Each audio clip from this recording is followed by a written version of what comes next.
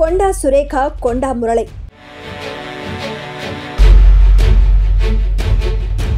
ఓరుగల్లు రాజకీయాల్లో వారిది సుదీర్ఘ ప్రస్థానం. తొలుత కాంగ్రెస్లో కీ రోల్ ప్లే చేసిన వీరు తెలంగాణ ఏర్పాటు తర్వాత నాటి టీఆర్ఎస్తో కలిసి ముందుకు సాగారు. అక్కడ కూడా దుందుడుకు స్వభావంతో మళ్లీ హస్తం పంచకు చేరారు. రాష్ట్రంలో కాంగ్రెస్ అధికారంలోకి రాగానే సురేఖను మంత్రి పదవి వరించిందే. వరంగల్ రాజకీయాల్లో ఎన్ని గ్రూపులున్నా సీఎం రేవంత్ రెడ్డి, కాంగ్రెస్ అధిష్టానం కొండా దంపతులకు మంచి స్థానాన్ని కల్పించిందే. అయితే కొద్ది రోజుల కిందట సమంత, కేటీఆర్లపై మంత్రి సురేఖ చేసిన వ్యాఖ్యలు రాజకీయంగా పెనుదుమారం సృష్టించాయి. ఏకంగా అటు నాగార్జున కుటుంబం, ఇటు కేటీఆర్లు సురేఖపై పరువు నష్టం దావా వేశారు.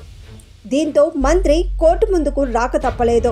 ఇక ఇప్పుడు కూతురు ఫ్రెండ్ సుమంత్ని అవుట్ సోర్సింగ్ ఉద్యోగిగా కాలుష్య నియంత్రణ మండలిలో చేర్పించి నేరుగా తన పేషీలో ఓఎస్డీగా నియమించుకున్న మంత్రి సురేఖ అతని వల్ల పదవికి ఎసరు వస్తుందని అస్సలు ఊహించలేదు.